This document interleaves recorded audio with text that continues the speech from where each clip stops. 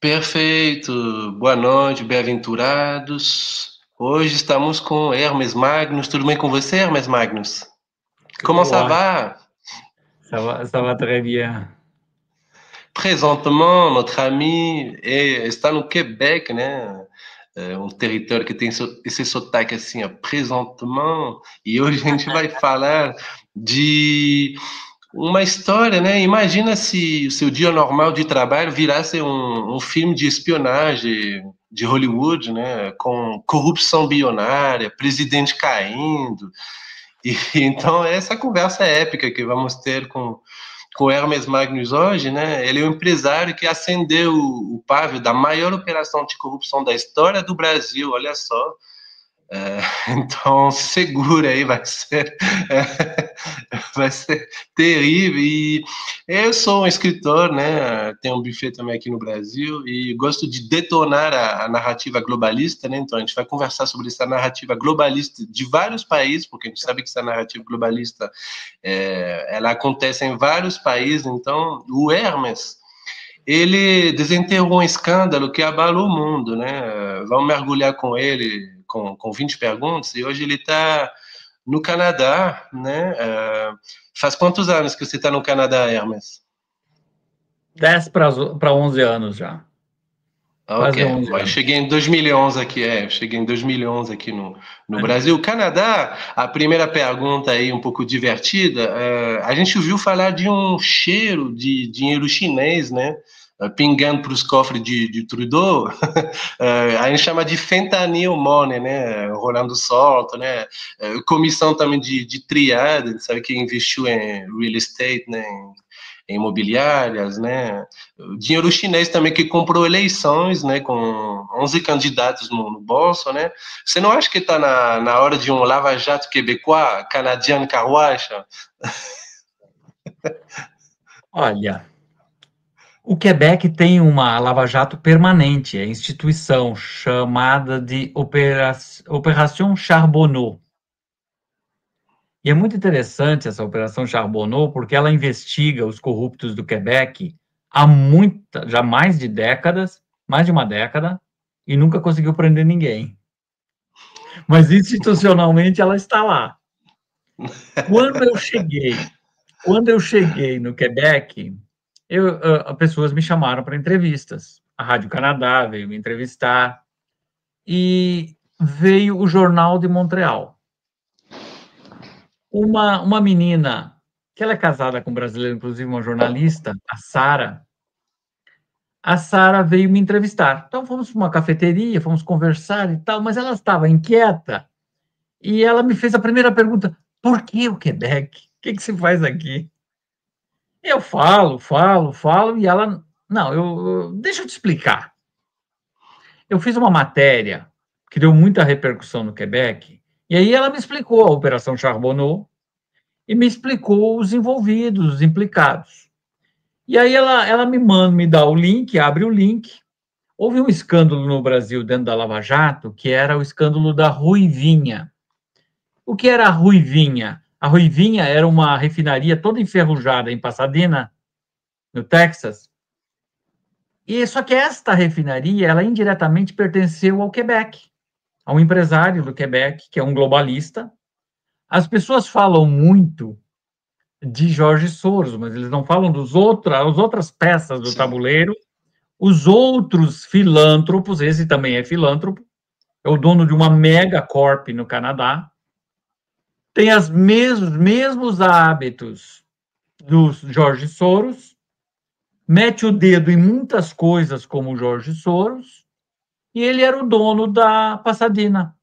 E vendeu para a Petrobras, para Dilma, através de um laranja belga chamado Astra Oil. Então, até depois vale a pena, vou te mandar o link da matéria da Sara, que fala sobre um escândalo do Quebec, do Brasil, que ressona no Quebec. Esse mais ou menos é o título da matéria. É muito interessante. Mas nunca pegaram ninguém aqui. De novo, essa tradição da corrupção bater no Canadá é desde muito. Por exemplo, teve uma plataforma muito famosa no Brasil, eu acho que é a P-36, que naufragou na costa do Espírito Santo. Uma época que os estaleiros, um estaleiro famoso aqui do Quebec, eu não posso muito citar nomes, a gente nunca sabe o dia de amanhã, nunca sabe qual é o tamanho do urso que vai bater na porta. Tem um estaleiro famoso aqui no Quebec, ele estava mal o Quebec estava mal, a indústria do Quebec estava mal, a indústria da construção naval estava mal. Alguém bateu o fio para um presidente globalista, que era o presidente na época no Brasil, que começa com F, termina com C e tem um H no meio, e pediu serviço. E os caras mandaram a P-36, veio rebocada, ficou estacionada no Quebec durante, acho que mais de ano, 1 ou 2 anos, não sei. Reformaram toda ela, praticamente ela trancava metade do Quebec. Porque Quebec é o estreitamento do rio Saint-Laurent. Esse é o nome. Por Quebec é porque na linguagem indígena é estreitamento. E isso ficou ali naquele estaleiro e rendeu muita grana. Foi uma fortuna. Depois foi levado de volta ao Brasil e nunca prestou aquilo, tanto que acabou explodindo e depois naufragando, né? Mas isso foi feito no Quebec. Então, assim, essa tradição desse intercâmbio globalista do Canadá com o resto do mundo é muito famosa. Isso vem desde muito. A mineração, então. A mineração. E eu vejo isso como tipo uma espécie de efeito viking. O sueco, ele faz corrupção fora de casa, mas nunca respinga dentro de casa. O viking era assim, ele aprontava as barbáries deles fora, nunca dentro da Suécia, nunca dentro da Dinamarca, nunca dentro dos países escandinavos, né?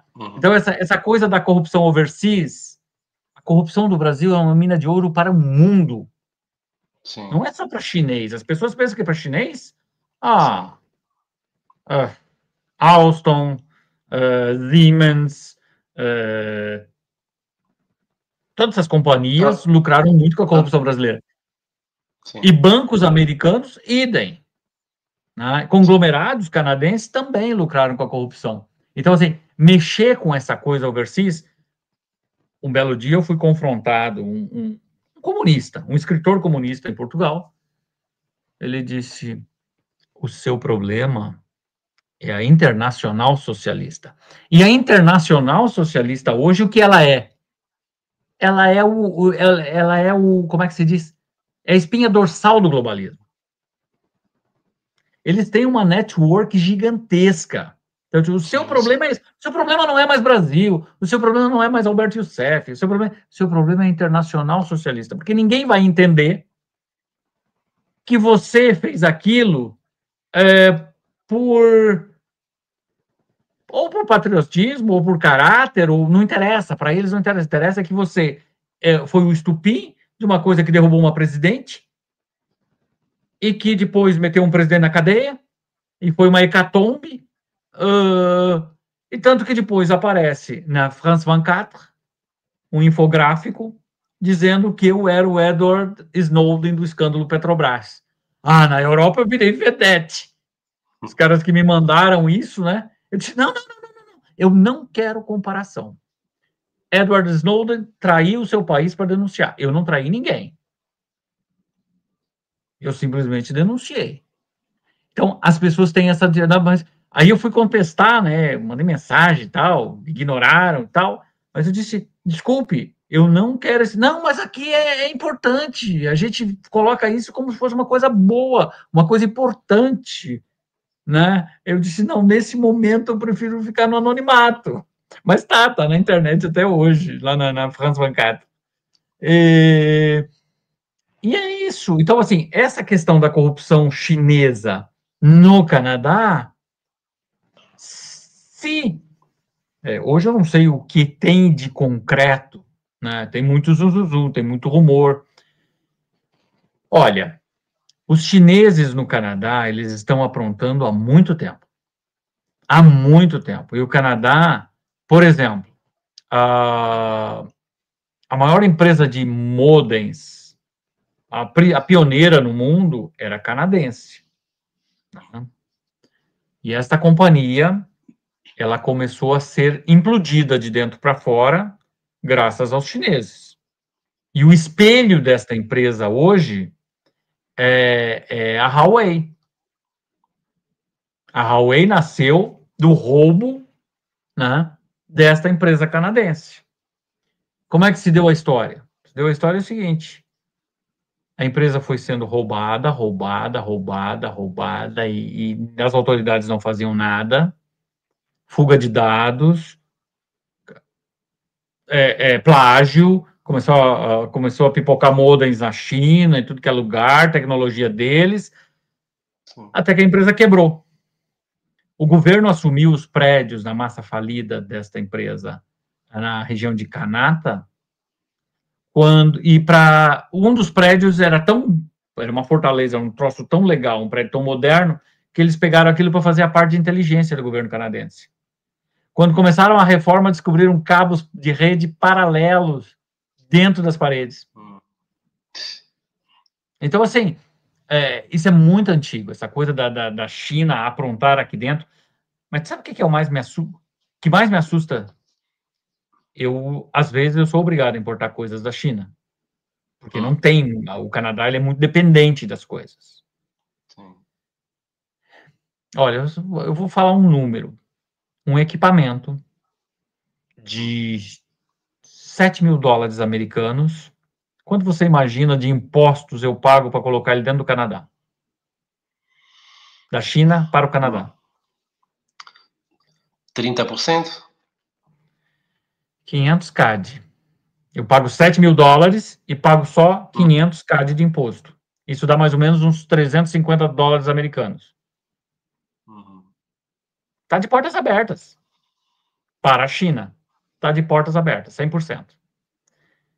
Então, assim, o que adianta... E aí toca no assunto que você falou. Como é que você vai trazer a matéria para fentanil, para outras coisas, aqui para dentro, a preço subsidiado, porque se você não cobra impostos, né, o cara declara qualquer coisa lá, entra aqui sem a menor vistoria, e daqui vai para os Estados Unidos. Então, nesse aspecto, o Trump tem total razão.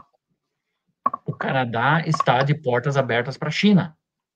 Só não abriu para os carros elétricos, né? E eu acho que tem que prestar muita atenção, porque os carros chineses realmente não prestam. Tá? Tem muitos escândalos aqui no Brasil, não sei se você viu, né? Das peças que não tem, do trabalho escravo, né? Trabalho escravo, que é mais preocupante. Então, o Canadá, nesse aspecto, mas se você olhar, por exemplo, eu fiz negócio com empresas europeias que estão aqui, administradas por chineses,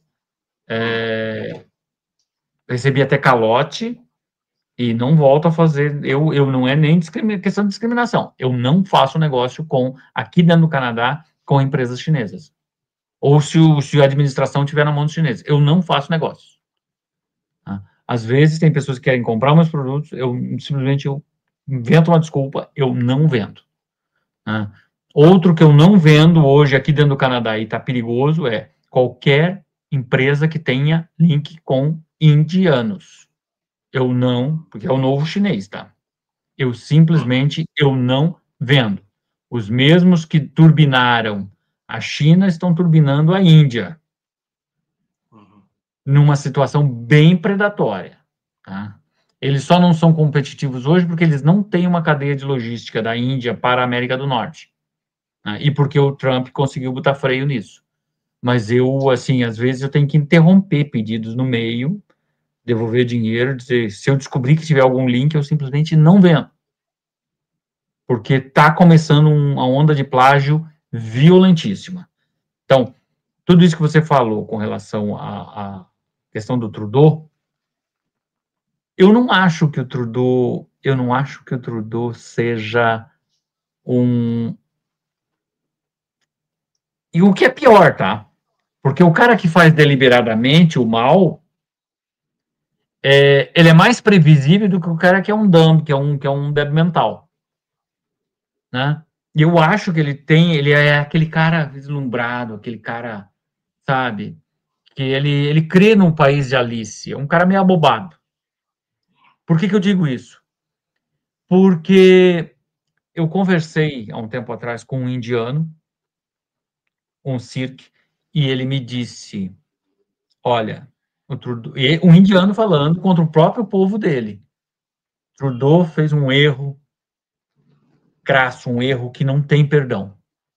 Ele trouxe castas da Índia que nesta encarnação não tem compromisso moral com o improvement. Ou seja, ele pode fazer, desculpe a palavra, ele pode fazer toda a porcaria nesta vida, porque alguém botou na cabeça dele, por conta do controle social, que ele pertence a uma casta cujas divindades que lhe são permitidas, ele não tem acesso a todos os 1000 e tantos deuses, ele tem acesso aos deuses daquela casta. Só vão permitir que ele melhore se ele fizer tudo certinho, se ele limpar uma boa privada, se fizer... O coitado só vai ter um improvement na próxima vida.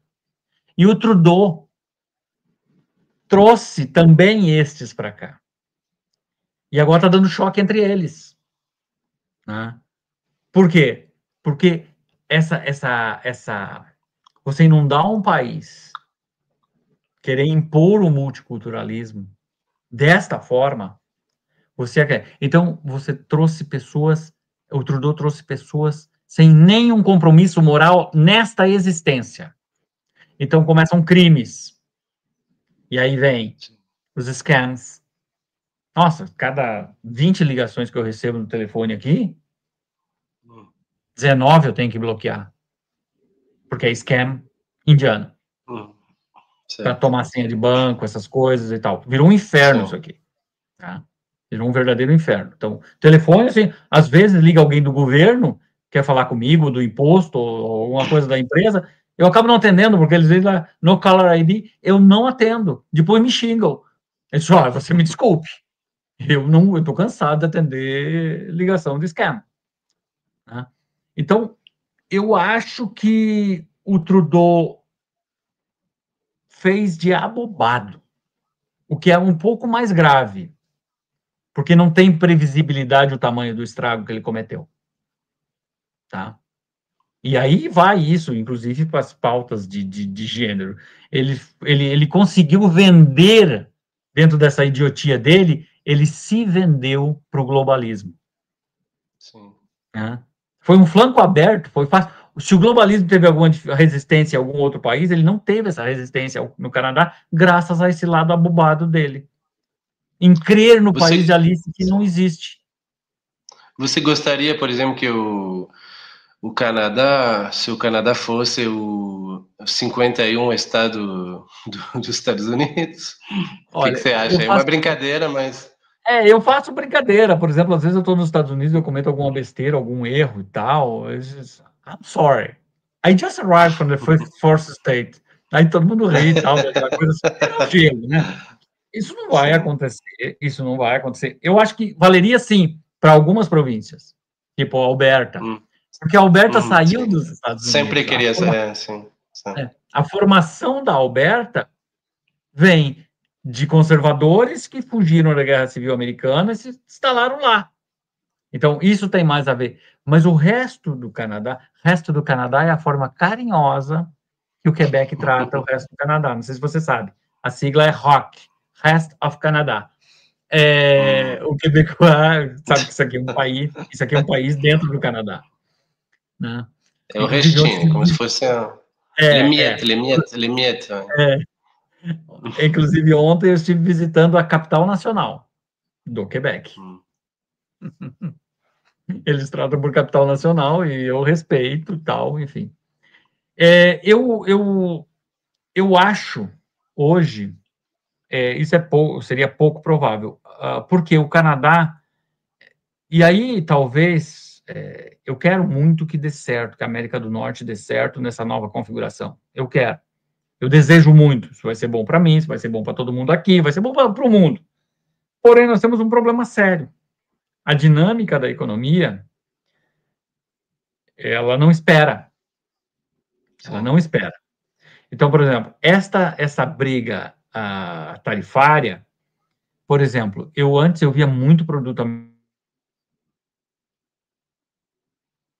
Caiu o vídeo aqui, ó. Você cortou um pouquinho aqui, não sei se tem a conexão então, aí, agora voltou. O que foi. Está me ouvindo? Sim, perfeito, agora sim.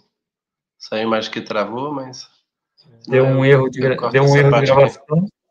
Voltou. Depois você vai ter que... Não, eu recorto sim, eu corto sim. Em que parte eu parei? Então, você estava falando dessas tarifas aí que agora está voltando a... Então o que está acontecendo é o seguinte, há pouco tempo atrás nós tínhamos muitos produtos americanos nas prateleiras. Muito.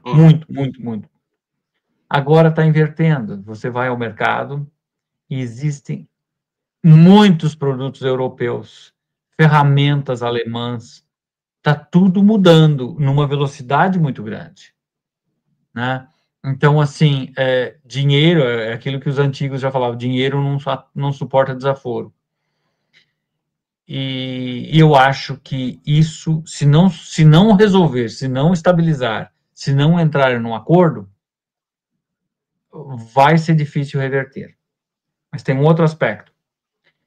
Culturalmente, o Canadá tem problemas com os Estados Unidos. Tanto que os Estados Unidos já foi a guerra, o Canadá já foi a guerra contra os Estados Unidos, aí há 400 anos atrás, e queimou a Casa Branca. Então, existe aí, claro que hoje não tem a potência, não tem a força que os Estados Unidos têm, mas já incomodou, já tiveram briga. E aqui no Quebec, especificamente, nós temos um problema sério. Eles têm aversão a americano, e não é nada velado, por esporte. Mas isso estava tranquilo, enquanto os globalistas mantinham todo mundo amiguinhos. Sim. O problema é que com o fenômeno Trump, agora o esporte nacional, depois, o segundo esporte nacional depois do hóquei, é odiar Trump. É o segundo esporte nacional. E não tem jeito. Eu viajei ao lado de pessoas queridas, pessoas maravilhosas, graduados de alto nível da Universidade de Toronto, né? Não falem de Trump perto deles. Não tem jeito. Todo o resto você conversa com eles, você entende um lado conservador, você entende... eu conversei, inclusive, muito com a senhora judia, e ela disse que a família dela tem suas ressalvas com o Trump, mas a comunidade judaica está muito agradecida do que ele fez por Israel. Tá? Então, existe esse entendimento, e talvez esse seja o ponto que vá amaciar um pouco. Tá? Mas, ao mesmo tempo, também ouvi que as pessoas estão muito incomodadas, mesmo essas pessoas que têm um problema e sabem do problema, as pessoas estão muito incomodadas com a questão da imigração, da insegurança, né? Os judeus do Canadá estão inseguros. Sim. Então, eu converso com pessoas da comunidade judaica o tempo inteiro, e as pessoas estão as pessoas estão realmente muito inseguras. Será que, apesar de você não poder andar com o boné MAGA, né, o multiculturalismo ele é denunciado no Canadá, talvez graças ao Trump, que fechou as fronteiras? Você vê mais conversas contra o multiculturalismo atualmente? Sim, não, tá. Haviam eu acho que a gente tinha células adormecidas no Canadá. Eu tive a grata surpresa, inclusive, de ver as pessoas, 2 canais aí que você entrevistou. Eu conheço mais pessoas. Uma das primeiras pessoas que eu conheci aqui foi o Maxime Bernier, né? Eu fui num festival de Blédin, comer milho lá com ele, logo quando eu cheguei aqui e tal, levado por militantes dele e tal. Enfim, eu conheci verdadeiros conservadores do Quebec que estão aí lutando há muito tempo, mas eles estavam todos adormecidos. E com o Trump deu uma vida a esses caras, que não tinha, antes estava perigoso. O próprio comboio dos caminhoneiros lá, que acabou prenderam os líderes, né? Também graças a infiltrados, aquela história toda, aquele modelo globalista que aconteceu no Capitólio, que aconteceu no 8 de janeiro no Brasil e tal, isso aconteceu aqui também, né? Sim. Então, as pessoas estavam com muito medo, né? Muito medo. O problema, E aí vem um pouco por causa de infiltrados e um pouco por conta também, de novo, pessoas muito mal intencionadas. Você sabe que existe um fenômeno no Canadá. O Canadá brigou, não a parte anglo menos, mas a parte francesa, ela brigou com a Igreja Católica de forma irreversível. Tem muito católico aqui, tem muito cristão aqui? Tem. Mas eles brigaram, enfim, tanto que os xingamentos e as ofensas aqui ficam tudo em nome de nomes sacros, nomes sagrados, nomes da tradição católica, né? Eles conseguem se ofender usando nomes sagrados que, se você falar para um brasileiro, não tem o menor sentido. Mas eu percebo que tem, por exemplo, o patrimônio da igreja aqui é gigantesco. Então, você vê muita igreja hoje caindo no problema da especulação imobiliária. Então, os caras queimam igrejas a maior parte, eles queimam para desocupar o terreno, para construir lá um belo prédio e tal, enfim. E pessoas embarcam na narrativa dizendo que isso é uma perseguição aos católicos no Canadá, aos cristãos no Canadá. Pode haver? Não duvido, porque a invasão árabe aqui é gigantesca, e a invasão de gente mal intencionada é gigantesca. Mas se confundem os discursos. Como, por exemplo, aconteceu com um pastor evangélico na Alberta. Esse pastor, durante a pandemia, ele era um franqueado de uma igreja. E o franqueado, como se fosse um franqueado do Edir Macedo aí no Brasil, alguma coisa desse tipo, ele tinha que pagar a franquia. Então a igreja não pode fechar. Se fechar, ele quebra o negócio dele. Sim. E aí a polícia ia lá, fechava, law enforcement, fechava a igreja do cara. Ele ia lá, infringia a regra, abria a igreja. Bom, ele foi preso lá algumas vezes. De novo, ele foi um que divulgou que havia uma perseguição contra cristãos que estavam prendendo um pastor que estava pregando a pandemia. Não, aquilo ali são exceções. E no meio das exceções desses globalistas, desse tudo mais, eles acabam tirando proveito disso. Né? Então, assim, acabam ridicularizando alguém que está clamando por algo sério que está acontecendo. Existe perseguição a judeu no Canadá? Existe. Sim. E as autoridades estão cientes, porque senão, como esse judeu que foi espancado em Toronto há um tempo atrás aí, na rua, isso estaria acontecendo todo dia. As autoridades estão em alerta. Né? Existe uma forçação de barra de muçulmanos rezando em frente de templos católicos. Sim. Isso é uma afronta. Isso é uma afronta. Reza. Tem N lugares para você fazer isso. A gente vê isso na Inglaterra também, a gente vê na Inglaterra, na França. Mas as narrativas se confundem. E quem é que faz isso acontecer? Aí são os agentes globalistas. Então, movimentos autênticos de pessoas clamando pelo respeito. Olha, reza lá no teu canto, deixa a minha igreja aqui. Isso é uma reclamação autêntica. Deixa o judeu ser judeu, deixa esse ser esse. Enfim, isto são movimentos autênticos. Mas esses caras que mexem, que manipulam a informação, eles ridicularizam quem está fazendo um movimento autêntico, clamando por segurança, por coexistência, por uma série de coisas. Né? Então, assim, quando eu vejo alguém mentindo, queimou a igreja, isso aí é tentar. Aí você vai lá, procura lá no jornal, você vê, diz, não, isso aqui a polícia está investigando, porque o cara queria desocupar o terreno, porque isso aí é um esquema para construir um prédio. Eu vou investigando isso, eu vou atrás disso. Então, eu sei o que é mentira e o que não é. Né? Então, eu tenho muito medo quando confunde isso, mas isso é arquitetado. Isso é arquitetado. A esquerda, nesse aspecto, eles são especialistas em manipular a informação. Né? Então, por isso, nós, conservadores, nós temos que estar atentos para saber o que é verdade e o que é falso, para não embarcar, até mesmo para não ser ridicularizado embarcando numa informação errada. Né? Enfim, mas eu vejo que o Canadá do tempo que eu estou aqui, né, mais de 10 anos, eu já sou cidadão canadense, mas eu vejo que regrediu muito em termos de coexistência. Mas todos os maiores problemas vêm dessa questão imigratória. Né? Ontem eu fui num lugar aqui e posso te afirmar que o turismo interno aqui, ele é indiano e chinês. 80%, 90%.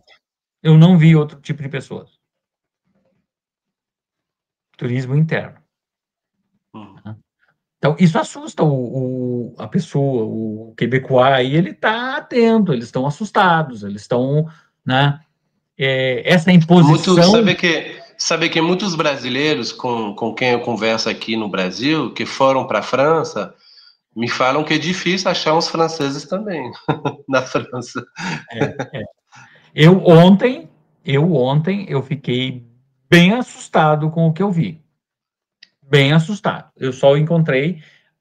vamos falar em proporções. 90% eram ou chineses ou indianos, e desses 90%, 20% chineses.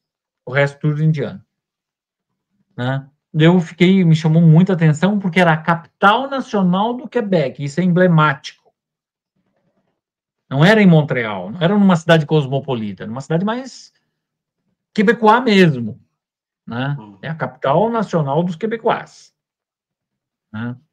E as pessoas sempre acham estranho, né, você falar, se referir à nação quebecois dentro de um país que é a nação canadense.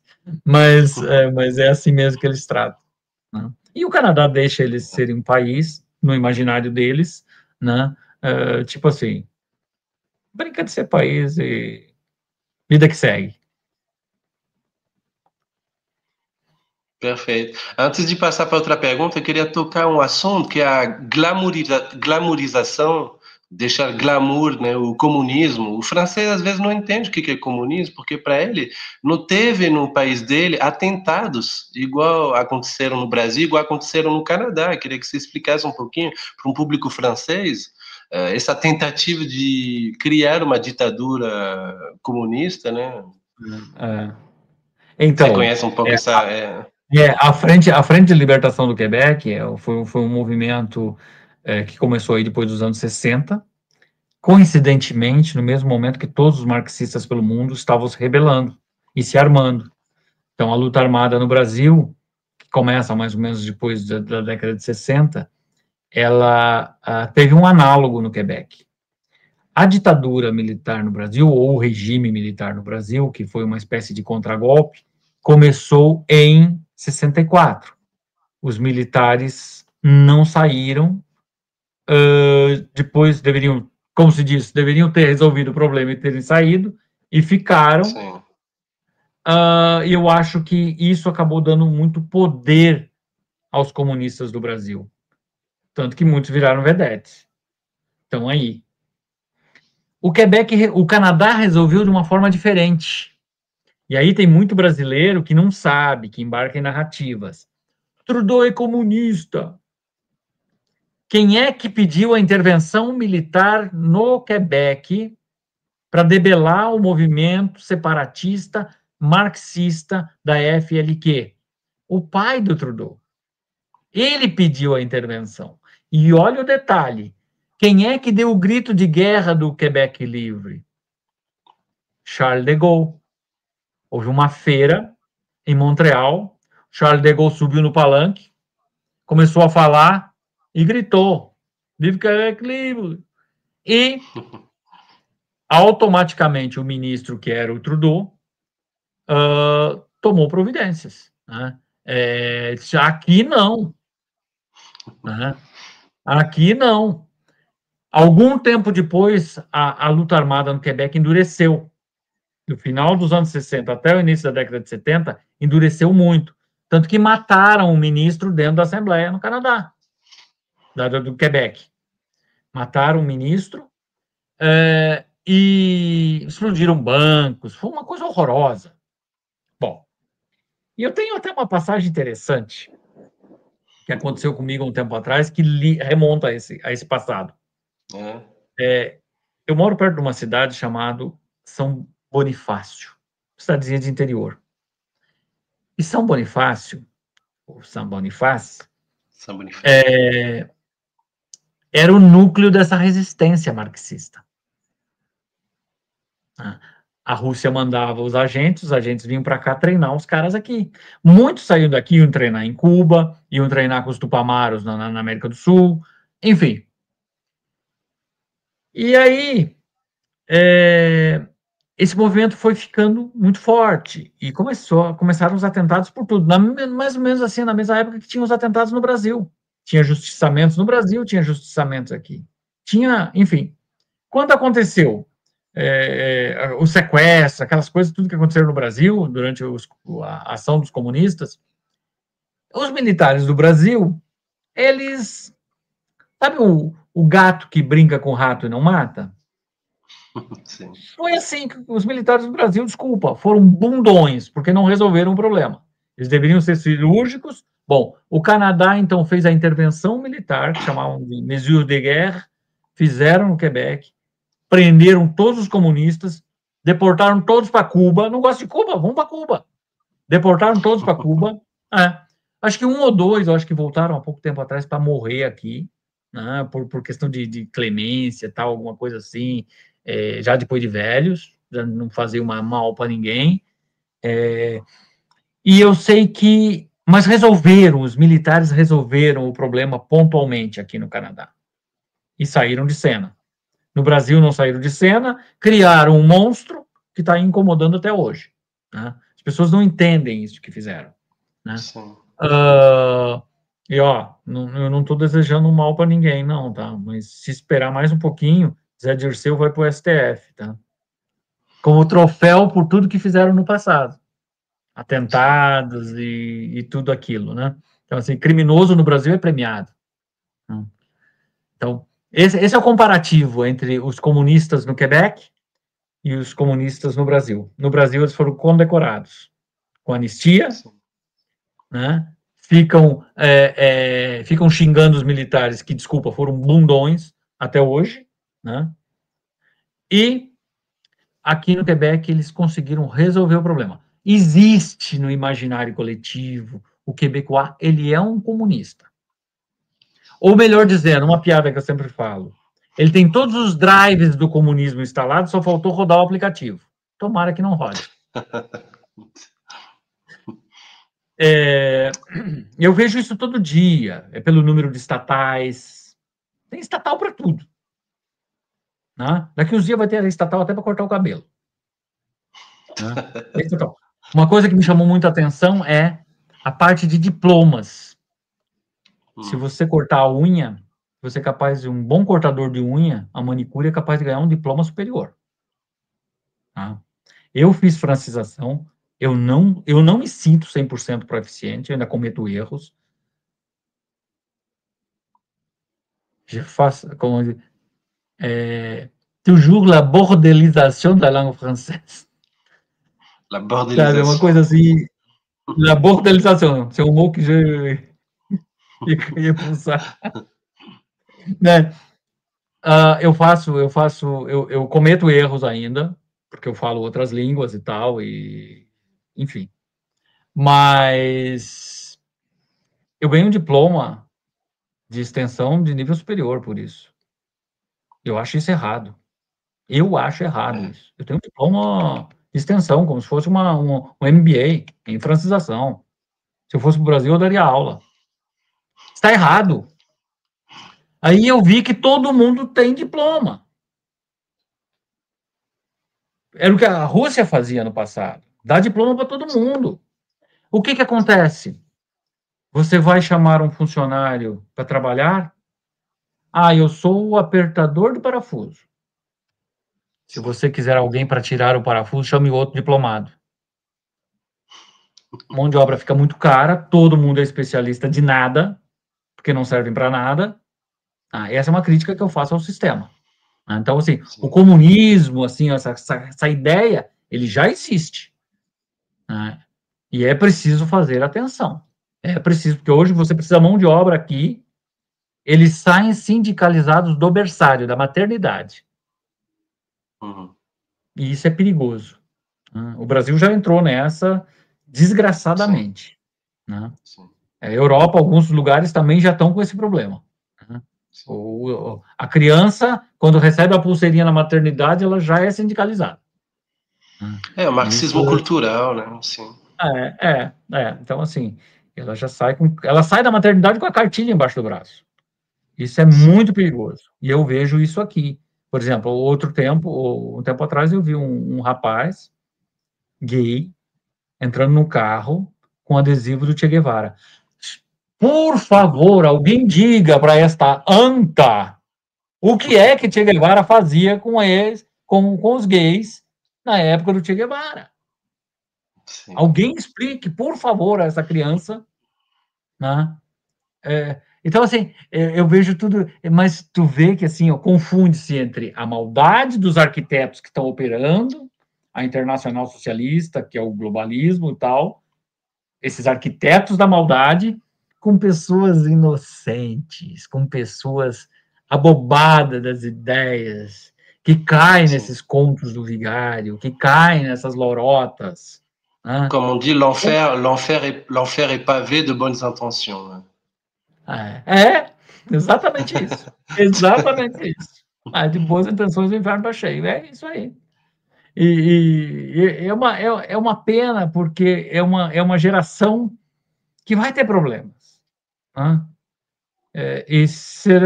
Nós temos o dever, salvá-los vai ser difícil, mas tentar ser a ligação entre o passado, ser um trampolim para a próxima geração, que a próxima geração se recupere, porque estão acordando. Sim.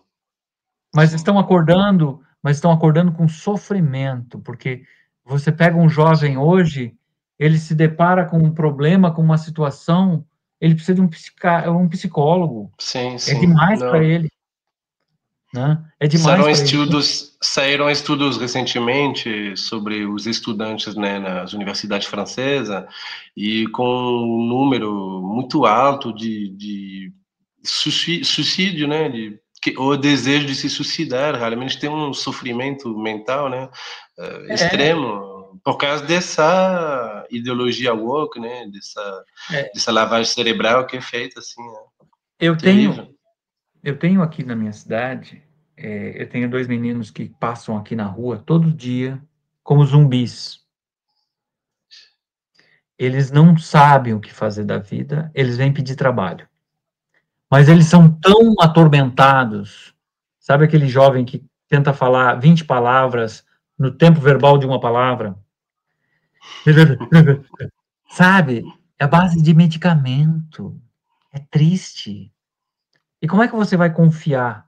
Nem a minha seguradora permitiria eu contratar uma pessoa assim.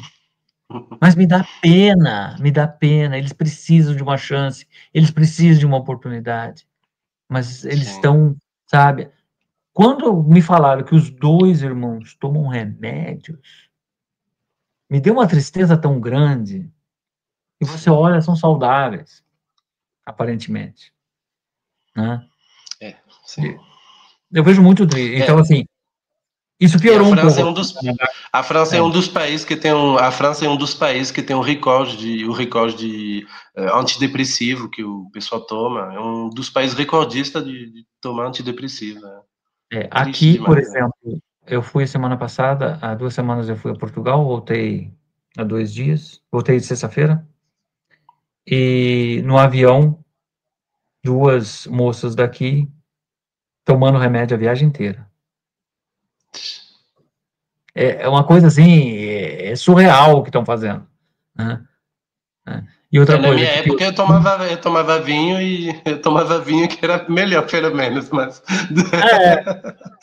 Não, a pessoa assim, ó, tomando remédio, que chegava a chacoalhar o frasco de remédio. E é triste isso. É muito triste. Bom, a gente não, eu tenho muitos amigos, eu evito não ser partidário a ninguém, tá? Porque tá perigoso, você pode ser cancelado simplesmente te colocam uma cruz na testa se você se portar muito frontal a essas situações. Mas, assim, se não fosse esta administração do Trump, nós teríamos ele deu uma sobrevida para a América do Norte. O problema não está resolvido ainda. Mas se não fosse essa administração dele, eu acho que a nossa sobrevida seria menor, seria, enfim, sei lá, daqui 5 anos a gente já estaria estagnando, já estaria numa convulsão social muito gigante, né? E isso é interessante. Mas voltando àquele ponto com relação aos comunistas do Quebec, eu tive que recomeçar a minha vida, né? Então, eu tenho que atender clientes no mundo inteiro, e às vezes tem que ser eu mesmo a fazer tudo, até instalar o equipamento, desde projetar até instalar. Então, às vezes eu sou a orquestra empreendedor de é um isso, né? Às vezes o povo glamoriza, né, o que é empreendedorismo, mas é fazer o papel. Quando alguém está faltando, é nós que temos que assumir, né? E eu tive que fazer cada coisa. Por exemplo, na pandemia foi horrível, porque eu recomecei do zero, e antes da pandemia eu estava crescendo 400%. Só que o Quebec, eu fiz o erro de botar minha empresa dentro de uma incubadora do governo. E simplesmente veio a ordem da noite para o dia, law enforcement, para fechar. 3 lockdowns. A maior parte dos meus clientes eram na Escandinávia, na Suécia. Não, aqui a gente não fez lockdown. Cancela o pedido e me retorna o dinheiro. Bom, eu simplesmente reduzi quase a zero e recomecei depois da pandemia.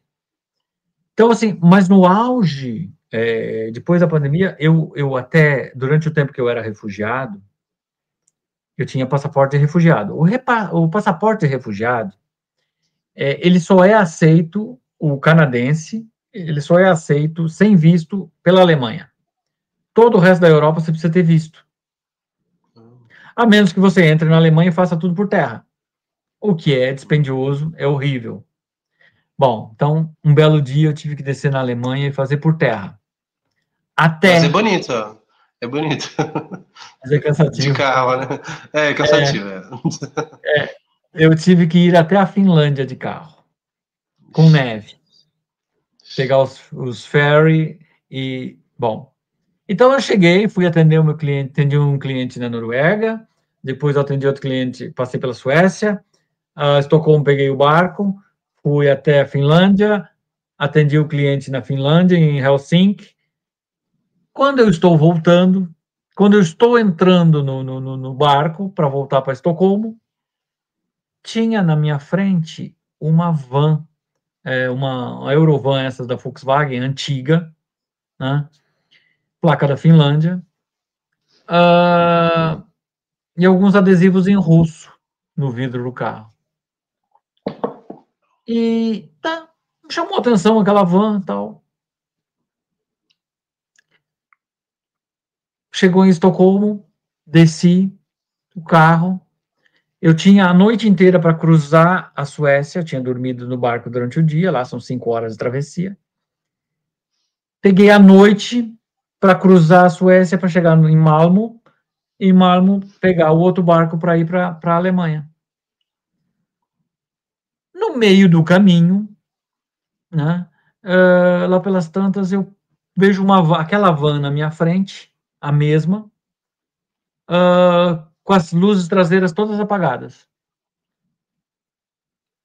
Eu buzino para chamar atenção, né? Aí eu olhei pelo retrovisor, vi que ele encostou e eu segui viagem.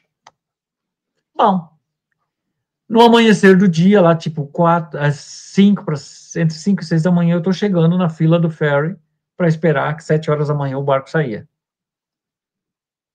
Tô lá mais ou menos 1 hora e pouco parado na fila, encosta a Kombi lá de novo atrás de mim. O cidadão veio na janela falar comigo. Começou em inglês, veio me agradecer, obrigado. Eu estava com um problema na chave de faróis, mas eu consegui arrumar, eu fiz uma ligação direta e resolvi. Uma pessoa de bastante idade, né, me chamou a atenção. Imagina a parte cognitiva ainda, naquela idade, mexer em fiação de carro no escuro e consertar em 1 hora e pouco, sei lá quanto é que foi.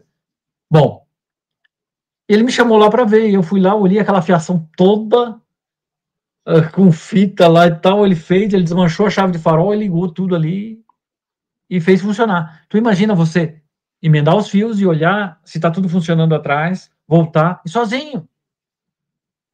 Então, os parabéns, o cara é bom, no mínimo bom. Sim, sim. E aí ele começa a conversar, eu começo a falar com ele em inglês, ele disse, est-ce que vous parlez français? Eu disse, oui. Do Quebec? Ele falou comigo assim, oui.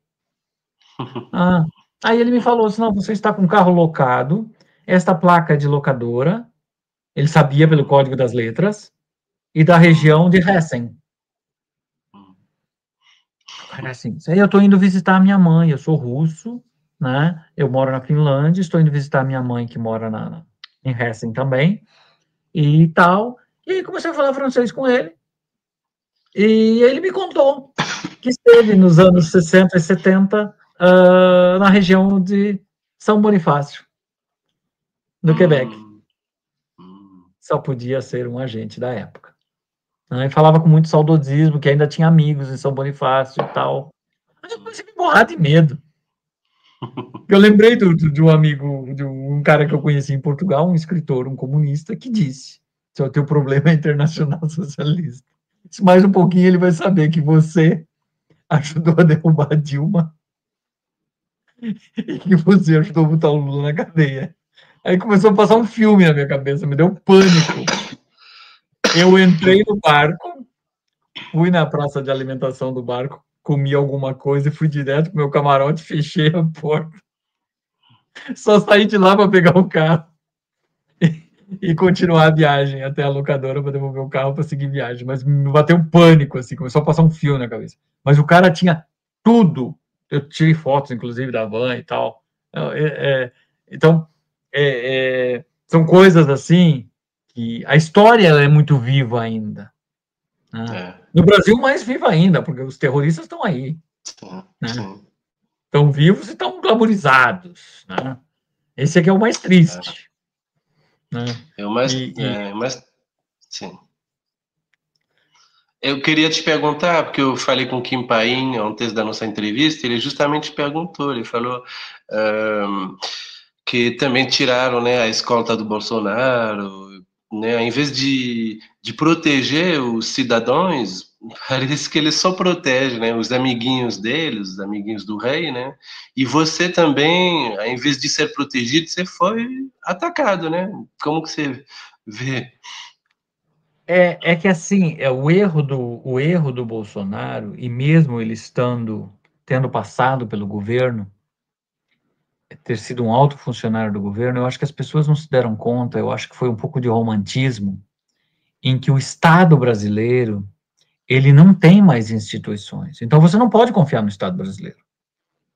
No início eu fiquei muito revoltado, né? Mas, por exemplo, o Ministério Público no Brasil, as pessoas acham que a Lava Jato foi fruto de altas investigações do Ministério Público. Os recibos que fez o link, que estabeleceu o link entre o posto da Torre e o resto da quadrilha, fui eu que dei. Muitos jornalistas, que inclusive muitos eu fui interlocutor, eu peguei, assim, ó, tinha jornalistas que fizeram investigações. Jornalistas que fizeram investigações não puderam publicar. Sim. Eles não puderam publicar. Chegaram para mim e disseram, Marcos, eu sei que você tem acesso ao Sérgio Moro, eu sei que você tem acesso, leva isso aqui, tá aqui. O Mulay, aquele amigo do Lula, foi pego assim, por jornalistas. Quando eu vejo todo mundo falando de jornalista, dizer que todo jornalista é esquerdista, tem jornalistas que fizeram um trabalho que os procuradores não fizeram. A Lava Jato poderia ter sido só a metade ou menos se não fossem esses jornalistas ajudando nos bastidores. E esses jornalistas hoje são proibidos de se identificar, inclusive eu queria citar 2 do meu livro, pediram pelo amor de Deus para não fazer, porque eles têm medo. Eles não queriam ir para o Canadá. Eles têm medo, eles pedem pelo amor de Deus. São heróis, para mim são heróis, eu dou os parabéns, são heróis. muitos vagabundos foram presos não pelo trabalho dos procuradores. O Ministério Público brasileiro está muito esquerdizado. Muito esquerdizado. É de dar medo. Tá? É de dar medo. Teve um procurador, inclusive, que eu falei um dia comentando, né? Procurador da Lava Jato falando, poxa, a Venezuela, né? Comunizou mesmo, né? Então, né? O senhor está querendo dizer que isso é folclore? É folclore. Tá aí o folclore. O ditador tá aí. O povo já acordou, tem mais de 10 anos e não consegue tirar o ditador, né? Então, e o problema é o seguinte, o mundo inteiro tem problema com corporativismo, com espírito de corpo. Mas como brasileiro, na justiça, no Ministério Público, não tem. É uma coisa nojenta, é uma coisa abjeta. Tá? Eles se protegem, né? Eles se protegem de tal forma que é uma coisa assim assustadora. Tá? É uma coisa assim de embrulhar o estômago. Para mim assim, ó, são máfias enquanto deveriam ser agentes públicos para cuidar, para agirem contra as máfias. Eles se tornam máfias. Né? Então, então, o que aconteceu com o Bolsonaro, talvez ele tenha minimizado este problema do Estado que foi Você, tomado de você sabe que o Trump também, ele falou numa podcast, antes de ser eleito de novo agora, ele falou numa podcast com, acho que era com o Joe Rogan, que ele não estava tão preparado assim no primeiro mandato dele. Né? Mas o Agora ele problema voltou com força, mas... mas o problema é o seguinte, às vezes a gente não vai ter uma segunda chance. E tem o mais grave, tá? E tem o mais grave. O Bolsonaro, ele foi traído por pessoas do mesmo pensamento político dele, pessoas do centro. Ele foi traído, ainda vai ser traído por mais alguns outros, que eu já sabia lá atrás que iriam fazer isso. Por exemplo, nos tempos que eu fiquei coletando provas ao lado do José Janene, daquele deputado que morreu ou foi morrido, sei lá o que houve, ele me falava, e aí que vem o interessante, que as pessoas não se tocam. Quando ele se referia à política, ele não se referia à política, ele se referia a oportunidades de negócios. Então, quando ele citava essas figuras aí do Centrão, por exemplo, tinha alguns deles, assim, que ele citava com saudosismo de quase chorar. Eu fiz excelentes negócios com o fulano, eu fiz excelentes negócios. Então, ele citava Valdemar, citava o Ciro, que eu chamo de Ciro Nogueira, o Ciro Nogueira, ele citava esse cara. Ele dizia que tinha feito excelentes negócios, que eram pessoas maravilhosas, mas ele falava pessoas maravilhosas no sentido de comércio, e política não é comércio. Então, eu já sabia que ali estava tudo apodrecido. E o Bolsonaro, ele acreditava que, na pior das hipóteses, a velha política salvaria ele. Não, está tudo apodrecido. Sobra muito pouco. Sobra muito pouco. Muito, muito, muito pouco. Tinha um tal de Pedro Henry que o Janine quase chorava para falar desse cara. Felizmente saiu da política. Tá? E assim que... quando eu falava em proteção, né, os caras desdenhavam, diziam, né, a gente corre mais risco que o senhor e tal, nem é tão grave assim, mas espera. Você sabe o que eles fizeram? Quando eu apertei, depois que eu estava no exílio, que eu apertei eles, por que eles não deram proteção? Isso está tudo no meu livro. Com provas, inclusive.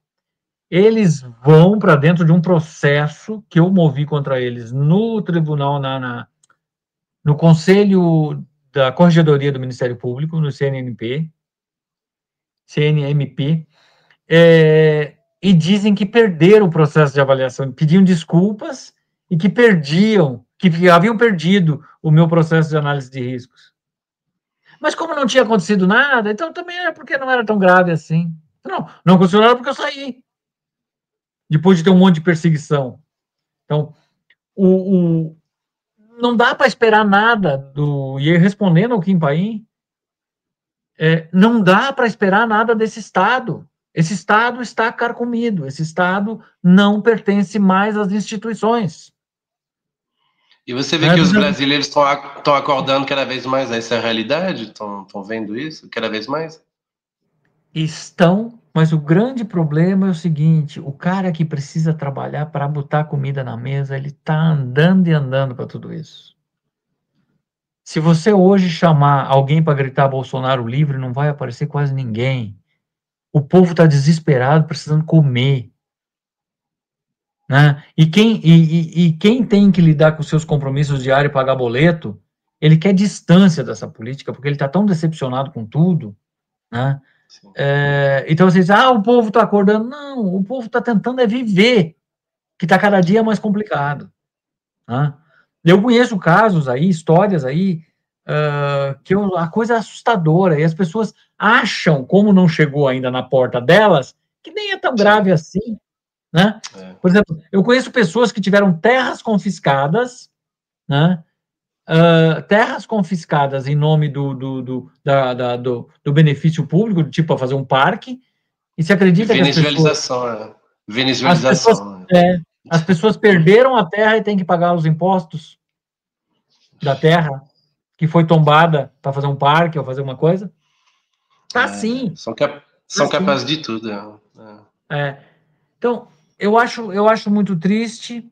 Esse povo, infelizmente, talvez daqui a um tempo vai acordar, e entre acordar e ter uma solução, vai demorar muito. A justiça, ela foi totalmente povoada por entes das facções. Sim. Tem pessoas que ainda são relutantes em acreditar que o narco-estado tomou o poder no Brasil. Eles não aceitam isso. Né? O que vai precisar? Eu peço assim, por favor, não aprendam a gostar de política da forma que eu aprendi, porque é muito doído. Sim. Antes de acontecer tudo isso comigo, eu não queria saber. Mas nem me falasse de política. A política para mim só servia para fazer piada. Eu só fui entender política e olhar com seriedade depois que eu vi o que estava acontecendo. E assim mesmo eu vi o que estava acontecendo em 2008, 2009. E eu falava e as pessoas riam na minha cara. Você está contando isso aí? Essas coisas de filme. Sabe? Eu perdi um monte de amigo. E hoje, e depois que tudo que aconteceu, as pessoas viram que era verdade o que estava acontecendo, que eu denunciei em 2008, 2009, as coisas aconteceram em 2014. Muitos não chegam perto de mim por causa de constrangimento. Tipo, poxa, eu ri da cara desse cara e agora tá aí, né? Então é uma coisa assim absurda. E sabe o que é o mais doloroso? O mais doloroso é ver todo esse povo solto, rindo da nossa cara. Sabe? O dinheiro que eu perdi, o tempo que eu perdi, isso aí a gente trabalha e recupera. O empreendedor tem isso, né, de não ter medo de recomeçar, e eu já recomecei tantas vezes. Mas o que se perde em termos moral, esse não tem preço, esse não se recupera. A tristeza que dá, se tudo isso que eu fiz, né, se tudo isso que eu fiz tivesse real, porque eu viajei, tá, eu mesmo tendo tido prejuízo, perdido empresa, perdi uma segunda empresa porque eu já tinha recomeçado quando a Lava Jato aconteceu. Eu me sentia a figura, né? Eu disse, eu estou ajudando a salvar meu país. Eu até nem dei bola para toda a repercussão. Mas quando a conta começou a aparecer, e eu vi que eu estava sozinho, que não tinha justiça para me proteger, que não tinha porcaria nenhuma, que eu tive que sair por conta e risco. Aí eu disse, bom, mas ainda assim eu acho que foi dado o pontapé inicial, vai acontecer alguma coisa de bom, né? E aí, depois passa alguns anos, eu vejo tudo isso acontecendo, eu disse, caramba, não serviu para nada, os ladrões estão aí rindo da nossa cara, sabe? Estão todos rindo na cara. Por isso que eu digo, ó, toma cuidado que daqui uns dias o Zé Dirceu vai aparecer no STF. E se não botarem o Cacai lá de bermuda, né? Despachando no STF. A situação tá assim, ó. É um deboche. É um deboche. É uma coisa sem explicação alguma, né? O que me deixa mais triste, do ponto de vista da geopolítica, é que a Europa, em nome do politicamente correto, ignora o que está acontecendo com o Brasil. Ignora. É Macron andando de mãozinha dada com Lula. Sim, sim. Quer dizer que você esquece o que o cara fez no verão passado? E a mídia globalista fala bem do Lula. Olha, é um absurdo. Mas a Europa tem também esse estilo Trudeau de afetado. Sabe por quê? Porque a esquerda europeia, que é uma esquerda utópica, ela não tem noção que a esquerda latino-americana é uma narco-esquerda, fundada em cima de guerrilhas de traficantes. Sim. Ela não tem essa noção. Isso é o mais grave. Então, a Europa, alguns acordaram, mas a Europa hoje ela é assim, ela é, sabe, esquerda, está todo mundo no mesmo barco. Não! Uma esquerda sueca, tu até senta para conversar. Com a narco-esquerda, você não senta para conversar. Eles não entendem isso.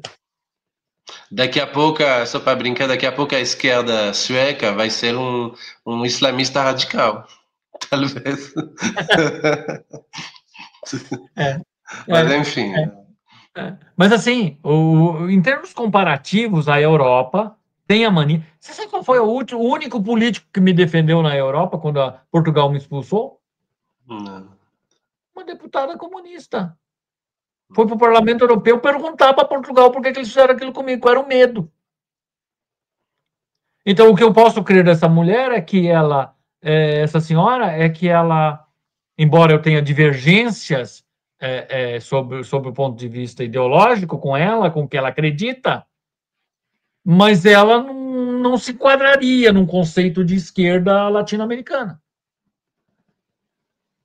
Algum lampejo de realidade e de justiça tem na cabeça dessa mulher.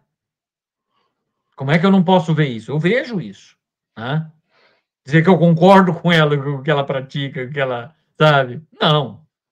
Definitivamente não. Ela lá, eu aqui e tal. Mas eu tenho respeito, porque foi a única pessoa. Ninguém da direita. E olha que eu tive um programa de TV em Portugal, que resultou na minha expulsão de Portugal, foi numa bancada de uma TV portuguesa ao lado do Ventura. Quando o Ventura era comentarista de TV. Tá? Então, assim, foi por causa daquele programa, daquelas perguntas que fizeram naquela bancada, que eu fui expulso de Portugal. Porque eles tinham medo. Que eu pudesse saber alguma coisa com relação à luz do Lava Jato, que era Lava Jato chegando em Portugal. E até sabia, mas eu já não fui. Eles têm uma rede internacional, assim. E eu queria perguntar, com tudo que você sabe, né, hoje em 2025, né, os escândalos que explodiram, as reviravoltas políticas, as lições, né, sobre corrupção sistêmica, os mesmos que voltam. Se você, com o conhecimento de hoje, de 2025, se você voltasse no tempo para 2008, o que você faria de diferente? Ou o que você não faria? Bom, para mim é uma questão muito complicada. Eu sou um designer de Sim, máquinas. Eu sou um designer de máquinas. Eu sempre tive uma mentalidade seguinte: eu sei lidar com as máquinas. A máquina, quando me dá problemas, eu desplugo ela. No dia seguinte, ela é outra figura, ela é fácil de lidar, tem formatação, tem jeito, troca parafuso, enfim. Então eu sempre tive um olhar muito cartesiano das coisas. Ou funciona ou não funciona. sim. E eu trabalho com máquinas de teste que é compliance de produtos. Compliance de produtos não é mais ou menos, ou é ou não é. O compliance geral, esse compliance bancário, esse compliance globalista, esse compliance do politicamente correto, ele faça tudo certo ou tudo errado. Apenas registre. Não faça mais isso, viu? Esse compliance meia boca, que eu chamo, né, não tem nada a ver comigo. Então, o que eu quero dizer com isso? Quando eu me deparo com corrupção dentro da minha empresa, que o dinheiro de investimentos que ele chegava da minha empresa era dinheiro sujo, disse, caramba, não quero. Uma opção minha, eu não quero participar disso. Eu não tinha outra. E se acontecesse de novo hoje, a única coisa que eu faria diferente. Eu não confiaria na justiça. Mandar e-mail para o Sérgio Moro, contando o que estava acontecendo, não faria. Porque eu não sei mais quem é quem hoje. Naquela época vinha o Sérgio Moro, com todos os erros dele. Hoje eu não sei se existe mais um Sérgio Moro. Deteriorou muito. Sim. Na época, eu tive um promotor em Curitiba, Alexandre Mels Nardes, que foi um cara honestíssimo comigo, porque não me prometeu nada, apenas recebeu e disse, eu não sei no que vai dar nisso. Honesto. Mas eu vou gravar aqui o que você está me contando e vou tocar para frente. Hoje eu não sei se vai ter um Alexandre Nardes, um rapaz novo e tal, disposto a ouvir e dar um pontapé inicial. Hoje nós não temos, com certeza, um Gerson Machado, que é um verdadeiro herói, que na série Netflix, lá do Mecanismo, é o Rufo, né? Hoje eu tenho certeza que talvez não... Tenho certeza. Não vai ter um Gerson Machado. Porque com a experiência do Gerson Machado, que foi aposentado por invalidez... Cortou aqui a conexão aí de novo. Aí. Não vai ter um Gerson Machado hoje, porque os colegas dele não vão querer ser aposentados por invalidez. Né? Hoje eu faria diferente, porque eu sei como é o Estado brasileiro. Com certeza, hoje, aquilo que estava mais ou menos, hoje está muito mal. Né? Então, assim, qual é o outro problema do Brasil que ninguém se tocou? 70% a 80% do funcionalismo brasileiro, ele é ideologizado. E isso você não muda mais. Reforma administrativa hoje para demitir o número que... Hoje você conseguiria tranquilamente substituir 50% do Estado brasileiro por IA. Uhum. Quem é que vai fazer isso? Não tem Bolsonaro, não tem ninguém que tenha coragem de fazer isso, mexer nisso. Não existe.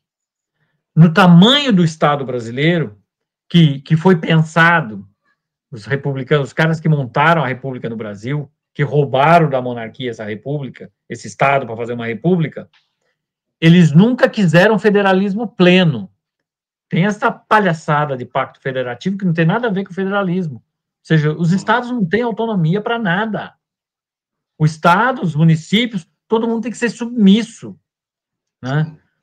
Tem prefeituras do interior do Brasil que não têm orçamento para se sustentar. Que aqui no Canadá, esses municípios têm a figura de um prefeito quase que decorativo e um border de um conselho municipal formado pela comunidade para fazer a gestão, com uma supervisão. E se o município vai mal, ele é encampado pelo município vizinho. O Brasil tem municípios que não se sustentam, mas politicamente serve a um curral eleitoral. Né? Então, assim, o Brasil tem problemas sérios políticos, jurídicos. O funcionalismo hoje, o funcionalismo público hoje, ele faz parte desta máquina que não vai permitir mudanças profundas, e o Bolsonaro está sendo vítima disso também, né? Então, é uma situação muito triste. Mas você está pregando, a gente sabe. isso foi avisado lá atrás pelo Olavo de Carvalho, isso foi avisado por vários outros, que iria acontecer isso. Era muito previsível. Eu falei muita coisa, pode revisar postagens minhas do passado, e a cada postagem que eu fazia, vai piorar. Não era catastrofismo. Bastava conhecer um pouco da arquitetura desse Estado. E eu conheci da pior forma.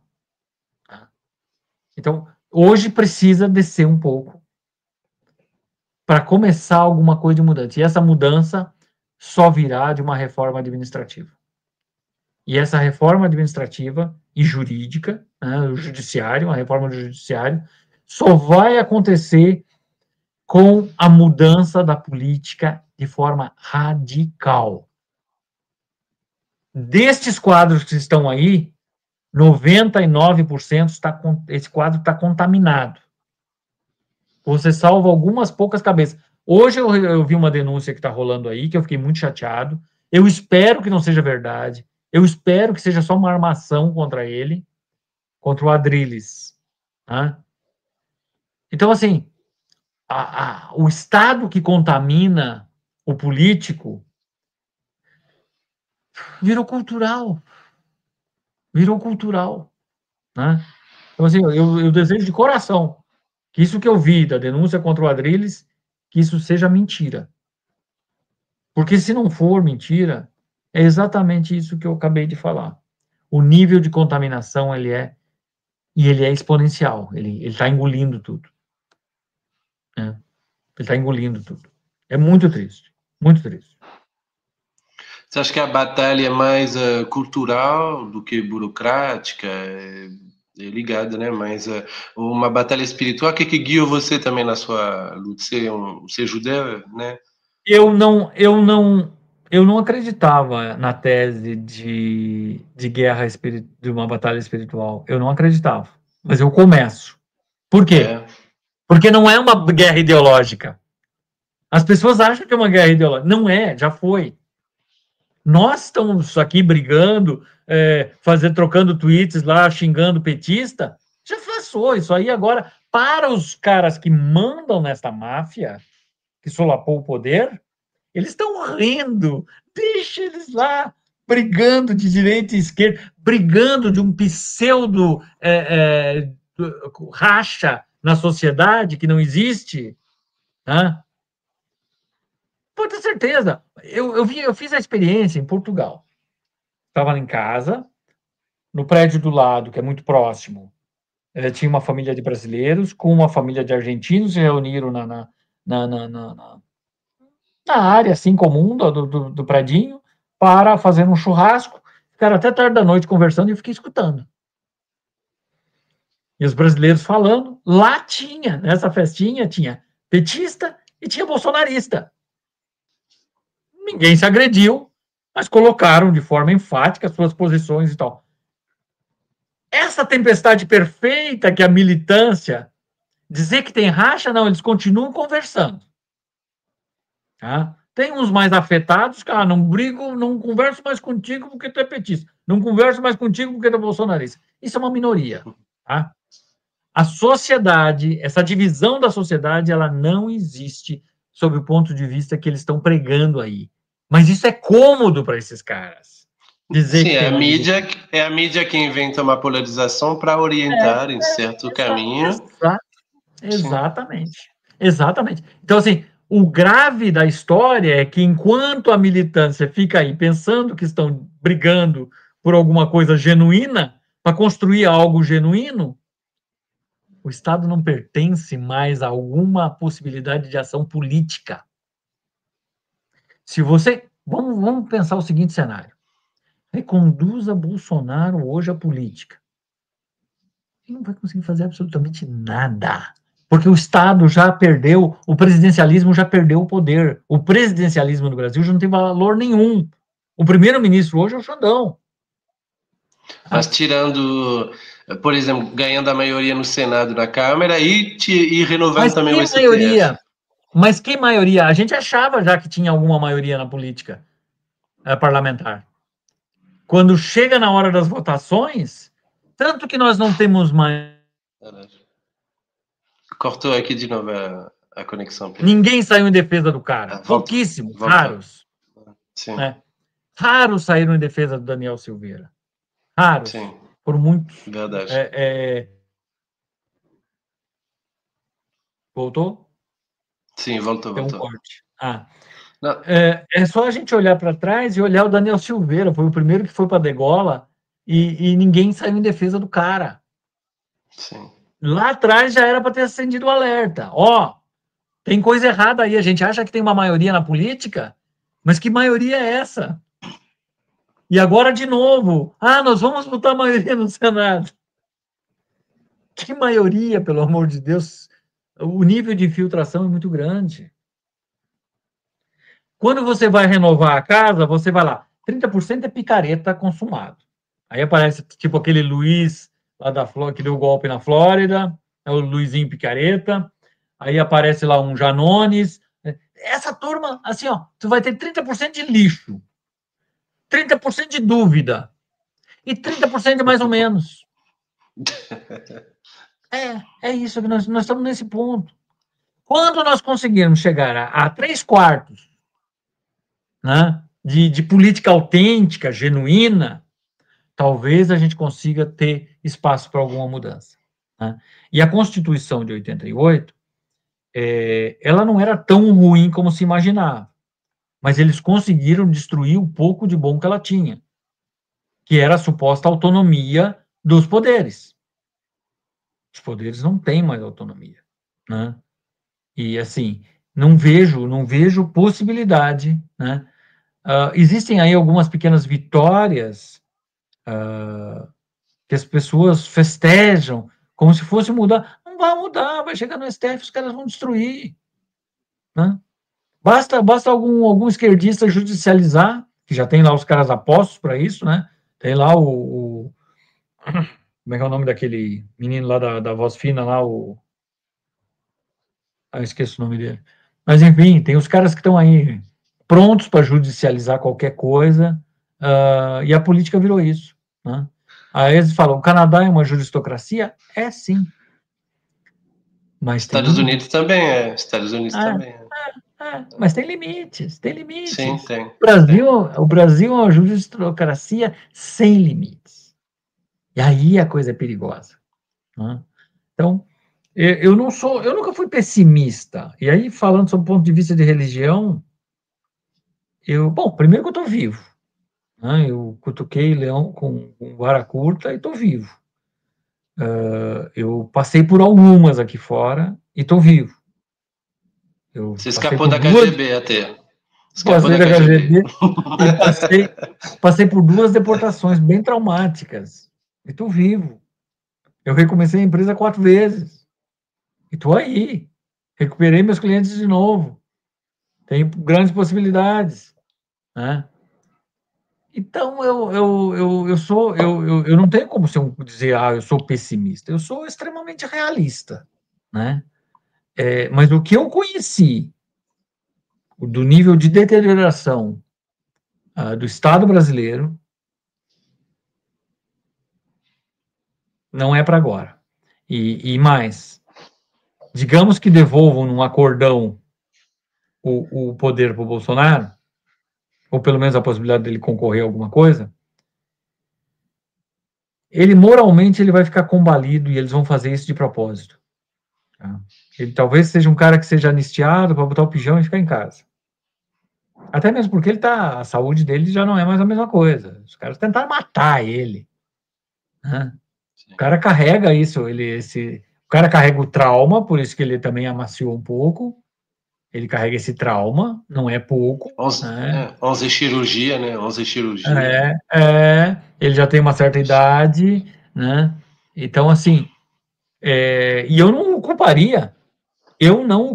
Se ele foi mal compreendido pelo povo, falar besteira tudo fala. O Lula está aí falando besteira muito mais grave, mas pelo menos o Bolsonaro não ficou aí adulando o terrorista. Né? Mas se ele foi mal compreendido pelo povo, o povo um dia vai ter que refletir. O povo vai ter que fazer essa reflexão. Assim como o povo hoje está fazendo. Hoje o povo está fazendo Então, uma reflexão com relação a Maria Corina Machado. sim. Eu até acho que eu mandei para você um vídeo hoje. Ela botava o dedo na cara do Hugo Chávez antes mesmo de existir Maduro, existir essa coisa como político. Então, o povo venezuelano hoje está conseguindo fazer uma reflexão, tá? Que nem os globalistas, que sabe que a Suécia e o Nobel da Paz, que lá é um reduto. A Suécia virou um reduto globalista, né? Sim. Então, assim, se a Suécia, se a Escandinávia, lá, a Noruega, esse país chegar à conclusão que ela merecia um Nobel da Paz contra o Maduro, e olha que quando esses caras se auto-expurgam, né, é porque realmente a coisa é muito ruim.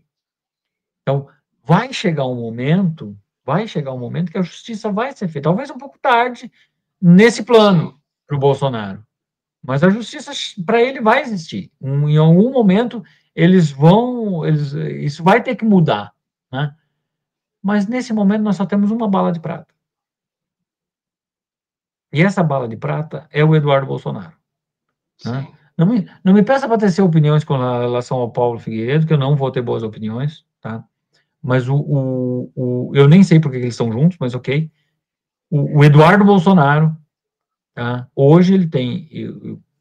Eu tenho que dizer, era um cara que eu não dava a mínima, mas eu vou dizer que o que ele fez foi exatamente o que tinha que fazer, porque não tinha mais o que fazer dentro do Brasil. Não tinha mais. E o Bolsonaro não deveria ter voltado para o Brasil.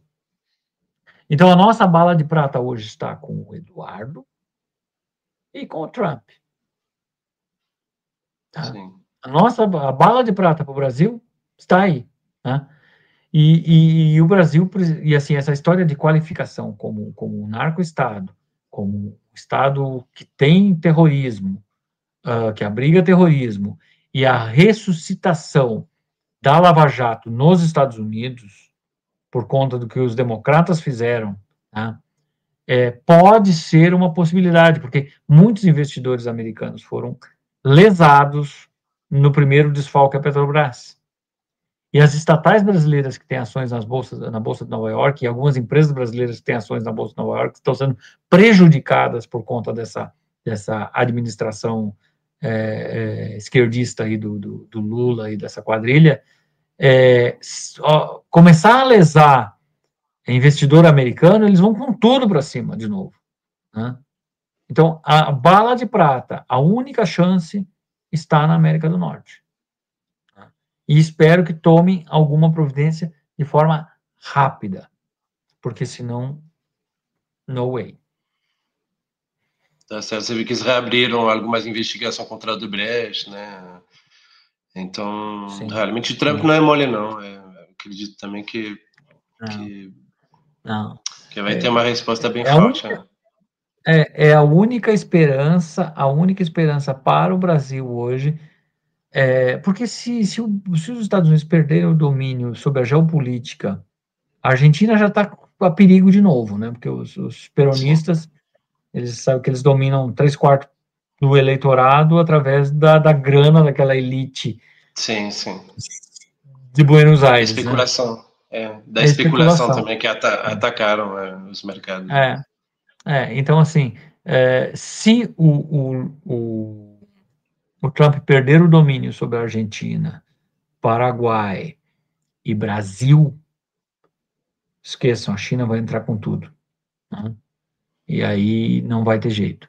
Agora, a China também não vai ser burra em querer um país empobrecido.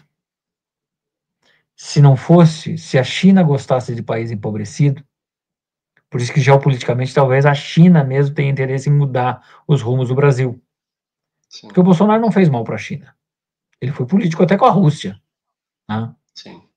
E o país precisa de relações comerciais, não interessa com quem, interessa delimitar o que pode e o que não pode. Então talvez a China também tenha interesse em fazer uma mudança, porque a China não tem interesse em ter um Brasil de pobre que não tem dinheiro nem para comprar coisa na Shopee. Né? E assim, eu acho hoje que talvez acabe acontecendo um consenso aí para frente entre a própria Rússia e a China querendo mudança no Brasil. Tá? Alguma coisa vai acontecer. E os americanos eu acho que não vão deixar. Né? O próprio movimento do Barroso é interessante. O Barroso pode ser um agente também cooptado, pede para sair, vem para cá, vão conversar, e você vai ser o agente para mudar esta nhaca que você causou. Né? Eu acredito nisso, porque ele tem uma ligação emocional muito grande com os Estados Unidos. E ele não quer fazer mal para os filhos. Tanto que o filho não saiu da Flórida e não foi mandado embora. E tem uma ligação também de 22 milhões, né? Que é uma ligação bonita. Também. Não, e tem um outro aspecto que ninguém fala. Ó. Eu tenho uma amiga que é amiga da sogra dele, e a informação que eu tive alguns anos atrás é que enquanto a mulher estava tratando o câncer dela nos Estados Unidos, ele estaria tratando um câncer na próstata nos Estados Unidos. Então ele tem um outro link com os Estados Unidos. A esposa, infelizmente, faleceu, a dona Teresa, ela faleceu. Então, assim, a saída dele também pode ter esse ingrediente da questão de saúde. Tá? Mas, enfim, esse é o caso daquele comunista romântico afetado que não deu conta e pediu para sair. Mas eu não vejo o Alexandre de Moraes fazer um retiro espiritual, não é? Não, mas como é? Hey. Mas você primeiro precisa estar no lado de cá um pouco da linha para fazer um retiro espiritual, porque eu nunca vi candidato ao inferno fazer retiro espiritual. Nunca ouvi Só se ele se identifica é um anjo. Aí ele fala que ele se identifica é um anjo. Não, mas não vão deixar passar, né? Não vão deixar passar. Não, a menos que ele dê 48 horas para Deus santificar ele, alguma coisa assim, né? Não. Tava brincando recentemente, falando que eles são até capazes de dar, 24 horas para o Bolsonaro falar que não foi ele que colocou metanol nas bebidas, porque chegaram até um nível de persecução, né? Mas, não, enfim. E a melhor de todas, eu vi hoje, eu não acreditei. Flávio Dino vai investigar o governo Flávio Dino. Teve corrupção quando ele era governador, né? E o Flávio Dino vai investigar o Flávio Dino. Essa é a piada nova que está por aí. Eu disse, é inacreditável, né? E assim, ele aprendeu com o Alexandre, que é o próprio acusador e o juiz, né? O hinduísta que medita conseguiu derrubar o governo do Nepal. O brasileiro, será que não tem um estímulo para virar a mesa? Eu não estou aqui pregando insurreição, não estou pregando nada disso. Mas desculpa, aí fica confuso, você não sabe o que é passividade e o que é cumplicidade. Me dá medo porque a gente paga eles, porque a gente paga eles.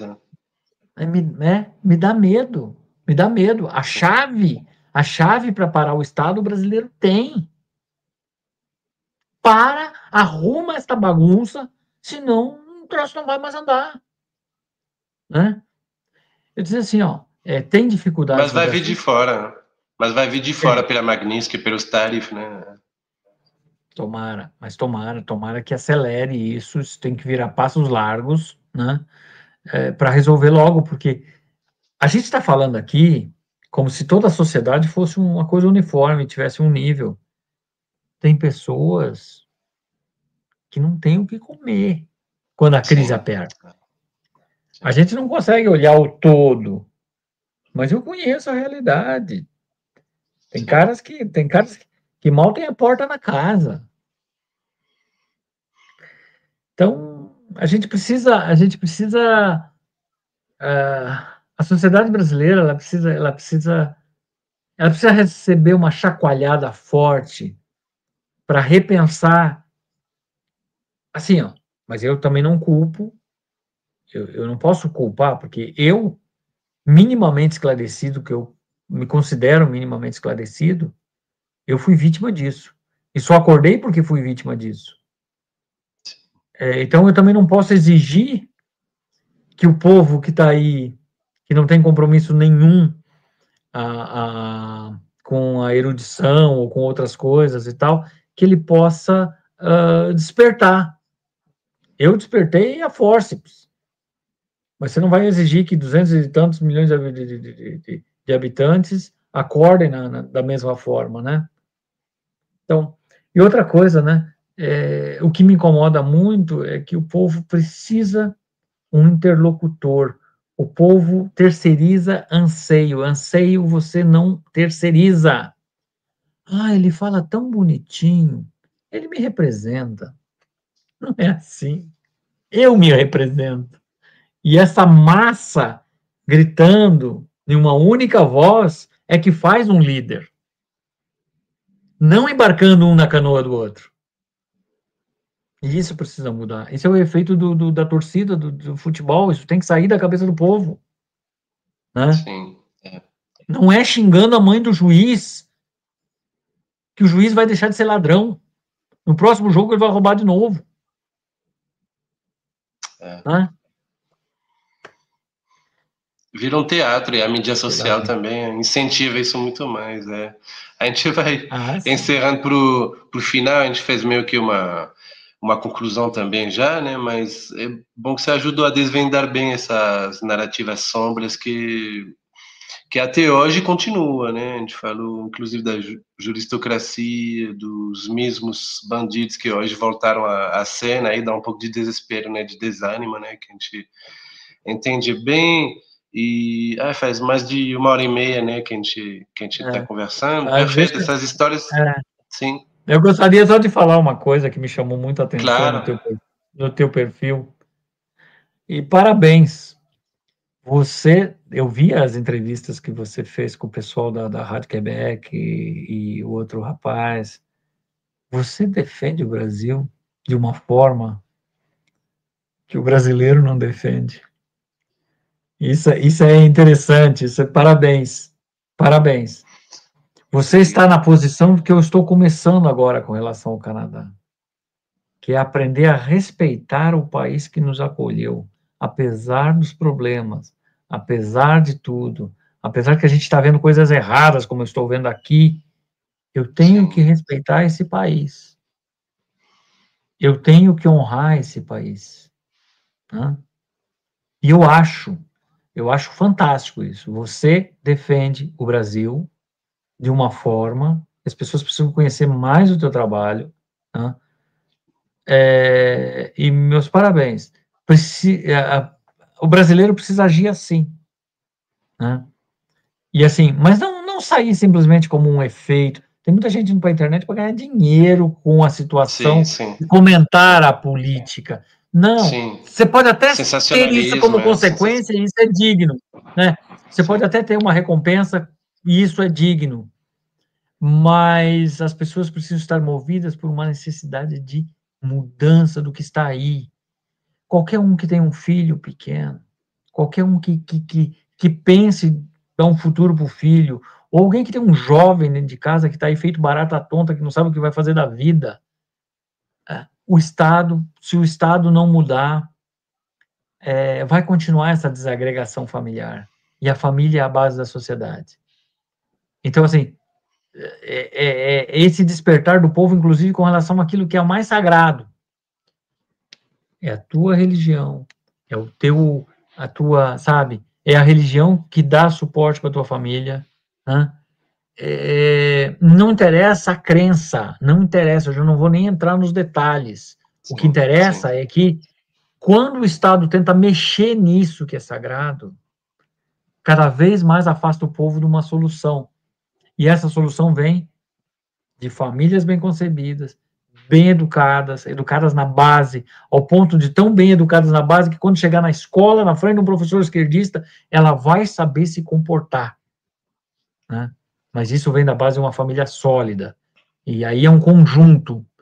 Entra Estado, entra religião, entra princípios básicos da própria moral, né? Então, a gente precisa torcer para que essa sociedade desperte. Então, assim, mais uma vez, meus parabéns.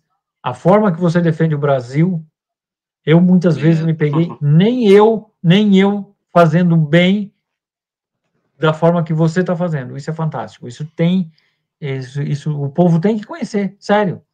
Muito obrigado. Talvez na França não tenha francês defendendo a França como você está defendendo o Brasil. Obrigado. Deus abençoe. É uma terra de oportunidade, né? Eu vim aqui sem visto também, sem dinheiro, né? Em 2011 e consegui crescer, montar uma empresa com minha esposa. Então eu agradeço o Brasil, esse carinho, esse amor. Além disso, me fez conhecer o Jesus, né? Me reconectar com Deus, né? Uma coisa que tinha sido me afastando na França desde que eu nasci, na verdade, nunca tinha corrido atrás por causa dessa lavagem cerebral também que tem na França, desse ateísmo, né, que também é uma narrativa globalista, né, contra a defesa da família, né, então é importante também tocar nesse assunto, mas pode ser objeto de um próximo vídeo aí, com muito prazer. A reconexão que leva a Deus, ela é importantíssima, Sim. ela é o complemento de todo o entendimento de todo o resto. Sim. Né? Porque tem horas que você só tem ele para se apegar. Você não vai... Na verdade sempre é, porque às vezes a gente se acha superior. Então, assim, a gente precisa estar sempre, essa linha, essa conexão, tem que estar sempre, e reatar essa conexão, e de tempos em tempos, é importantíssimo. Maravilha. Lindas palavras, então, para finalizar. Perfeito, Hermes. Agradeço muito aí. Obrigado você também por todo o seu trabalho, tudo que você fez, né? Tudo que você vai fazer ainda, que ainda não acabou. Então, Trudeau, fica... Cuidado, Trudeau. Tô brincando. Não quero te trazer problema, não. Não, eu entendo assim,